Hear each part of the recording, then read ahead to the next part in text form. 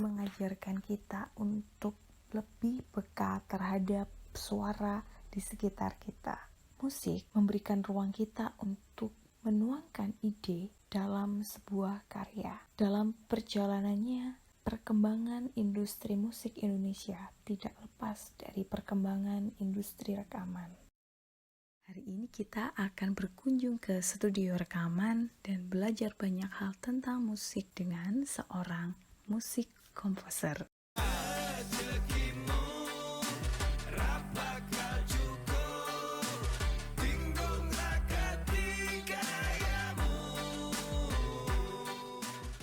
Selamat siang Pak Bala. Selamat siang, Jadi. Terima kasih sudah diberi kesempatan berkunjung di studio rekamannya.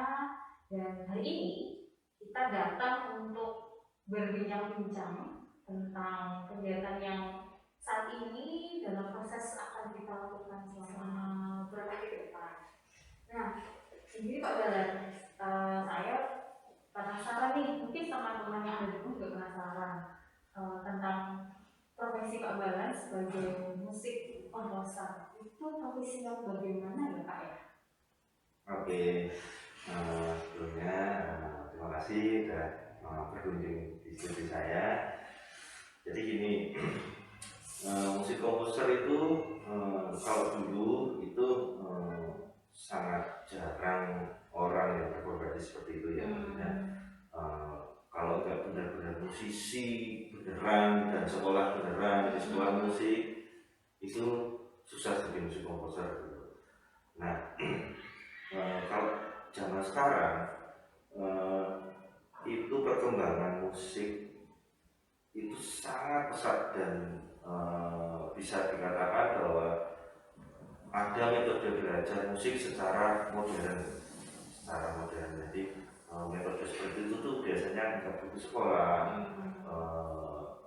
bisa otodidak dan bisa diasah pun dengan orang yang tidak mempunyai latar belakang musik, maksudnya musikal natural atau benar-benar blank tidak sama sekali tentang musik, itu bisa belajar mandiri lewat cara-cara yang modern sekarang karena toolsnya sangat banyak. Nah, tapi saya mengawali sebagai musik komposer, tapi sebelumnya musik komposer itu ya musik seorang yang menciptakan atau mengaransemen sebuah musik atau komposisi musik, apapun itu, lagu atau bisa instrumen saja ya, bisa seperti itu ya.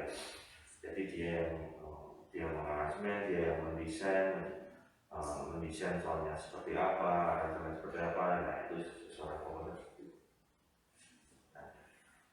Nah, saya dulu juga tidak sengaja berkecimpung di berawal dari ketidaksengajaan karena memang kalau saya sendiri itu memang mungkin secara musikal ada turunannya karena kalau saya seorang musisi, gitaris, mungkin secara genetik saya juga turun ke saya menyukai musik dari masih bayi.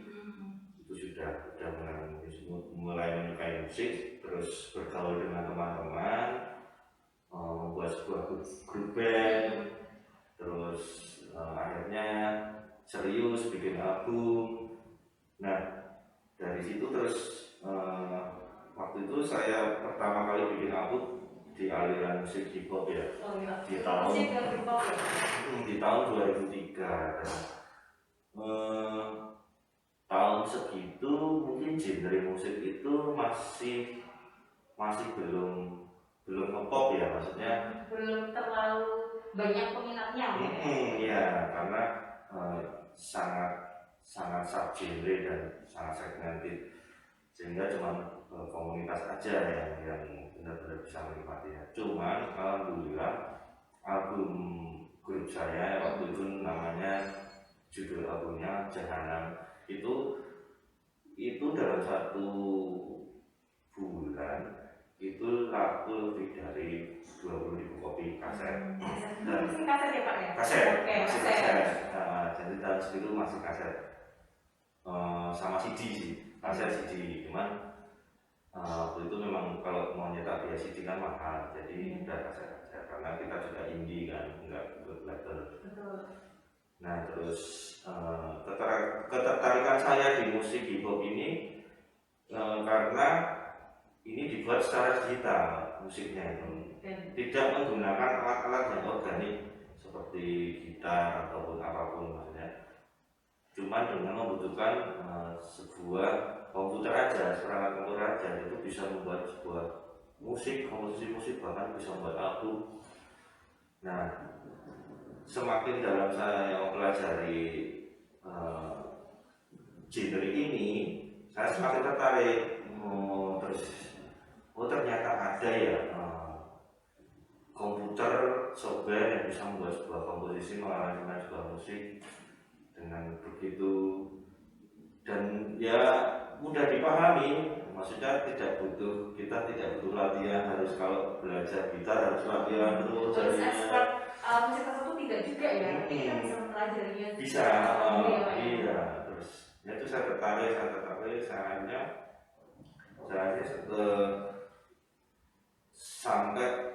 sampai benar-benar mendalami membuat musik dengan cara yang modern seperti itu. Terus akhirnya saya mengeluarkan beberapa karya, istilahnya orang di situ remix gitu ya, remix karya orang lain menjadi sebuah karya musik yang baru, kemasan baru dengan suasana baru. Nah saya mulai gagal untuk membuat karya-karya remix seperti itu, jadi lagu-lagu lama tak remix, lagu-lagu Jawa tak remix, lagu yang lagi hit, top 40 gitu lagi hit, tak remix, pakai suara gamelan, pakai bikin dangdut gitu. Jadi membuat orang, bisa ya, bisa ya. Dan itu tantangan buat saya, maksudnya menggabungkan sebuah genre yang benar-benar berbeda, digabungkan, dan itu yang membuat saya tuh sampai sekarang masih terus berkreativitas, karena ya menciptakan sesuatu yang belum pernah ada seperti itu. Nah seperti itu, jadi ya sampai karya-karya saya di media sosial ya mulai ada internet tahun berapa ya, mungkin 2010 ya. 2010 ya. Mulai ini semakin banyak karya-karya yang hip hop juga sudah semakin banyak yang menikmati ya. Dan waktu itu ada media platform khusus musisi, saya sebar karyaku di situ, saya display di situ, dan banyak orang tertarik, dan ternyata juga banyak label, banyak perusahaan itu yang order untuk membuat dibikin musik seperti yang saya bikin seperti itu. Jadi semakin membuka jalan untuk berkreasi lebih lagi. Iya. Bukan hanya remix. Kalau awalnya kan Kak Balan semua remix karya yang sudah ada di album sebelumnya, tapi sekarang malah jadi tertata untuk membuat karya yang baru. Karya yang baru, karya yang original, seperti itu. Jadi mungkin secara tidak langsung juga, ternyata waktu itu saya melakukan yang namanya branding terhadap diri saya sendiri, gitu kan. Cuma saya tidak sadar itu. Iya, tidak disadari, dan ternyata efeknya sangat ini ya Pak. Iya, tidak terduga juga, karena ada beberapa email dari label-label dangdut Jakarta minta request untuk bikin beat seperti itu, bikin musik dangdut. Ternyata ada gini, ya ada beberapa karya yang terutama di lagu-lagunya Jogja Foundation itu ada beberapa lagu yang memang itu sebuah pencapaian saya selesai di musik hip hop, maksudnya udah selesai, maksudnya itu pencapaian saya di musik hip hop ya di grup band saya Jogja Foundation itu, dan itu menurut saya di situ saya sudah selesai di genre ini, dan ya sudah harapannya juga bukan berarti selesai itu tidak berkarya lagi. Kalau sekarang sih saya biasanya menyendiri di sini, gitu, karena saya terbiasa ke-trigger dengan suara-suara, apapun suara itu, ini suara ini bisa dibikin ini ya, seperti itu. Jadi metode saya itu biasanya dalam membuat karya saya pribadi itu dengan mendengarkan atau seketika itu pun saya mendapatkan suara apa itu seperti itu saya metodenya seperti itu. Nah mungkin kalau beda kalau memang ada klien yang mintanya mungkin ingin dibuatin musik orkestra atau apa itu lain apa saya basicnya otodidak ya, tidak sekolah. Tidak sekolah atau belajar sendiri teman-teman, keren kan? Itu jadinya ya memang agak lama, apalagi kalau ada yang sekolah pasti lebih cepat lah. Ya. Secara teori udah dapat ya Pak ya, praktekkan. Teman-teman tahu tidak? Nah, kita itu pernah berkolaborasi. Teman-teman yang sekarang kelas 3 sampai kelas 6 pasti ingat nih, kita pada tahun 2019 pernah membuat karya kolaborasi bersama siapa? Pastinya dong bersama Pak Balance Perdana. Wow, kita membuat sebuah pagelaran drama musikal dengan judul The Cargo Show. Nah, oke. Nah, ini dia. Ini adalah konsep kargo. Isinya ada apa? Banyak nih. Oke, tunjukkan ya. Jadi ada karya albumnya. Jadi albumnya itu ada beberapa lagu yang ada di dalam sini. Sebenarnya plastis ya teman-teman, tapi bentuknya seperti kartun kan? Ya, gimana Pak Bans?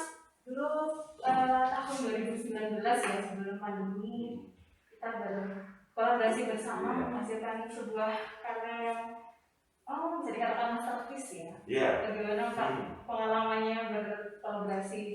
Benar. Kalau untuk The Cargo Show ini sebenarnya bukan cuma saya, tapi antara kerjasama kolaborasi antara SD Tumbuh 2 dengan orang tua murid ya. Karena juga yang bikin properti yang mereka kerjasamanya luar biasa ya. Seperti itu. Nah, untuk konsep Cargo Show kan ini kan konsepnya drama musikal ya. Jadi waktu itu memang saya akan senang punya impian juga bahwa selama anak saya sekolah di Tumbuh, paling nggak Lira itu masih di Tumbuh, itu pengen membuat sebuah drama musikal yang benar-benar melibatkan seluruh murid dari kelas 6 sampai kelas 8 prep ya. Jadi semua dilibatkan, jadi benar-benar karena sebelumnya kan memang per kelas gitu per kelas. Dan itu tidak berkesinambungan Pak. Iya benar. Nah ini sebuah pengalaman pertama buat saya, itu maksudnya membuat drama musikal yang melibatkan banyak murid, banyak anak-anak itu, dan tantangan tentu saja karena temanya buat saya juga menarik sekali karena, dan itu ya itu sangat senang sekali jelas di dalam itu. Dan mungkin kalau berproses dengan anak-anak saya sudah terbiasa ya, sudah biasa ceritanya seperti apa, dan ya ada yang sampai nangis, sampai jenuh. Harus ngulang berkali-kali ya Pak ya. Iya, memang kalau sampai anak itu memang harus nunggu mood yang tepat. Karena kalau nggak dipaksakan ya sama aja. Jadi ya memang harus sabar. Berhenti malah. Iya, kalau ngambek susah nanti. Betul sekali Pak. Jadi proses waktu itu sangat panjang ya Pak ya, dari lagu soundtrack ini yang paling apa ya Pak Balance paling sebenarnya yang paling menarik atau paling ini paling favorit lah gitu dari beberapa lagu ini, ada nggak? Kalau ini sebenarnya sih ada beberapa lagu yang sangat menarik, maksudnya bahkan itu bisa buat dikonsumsi buat umum, maksudnya memang bisa dijadikan sebuah lagu anak-anak gitu.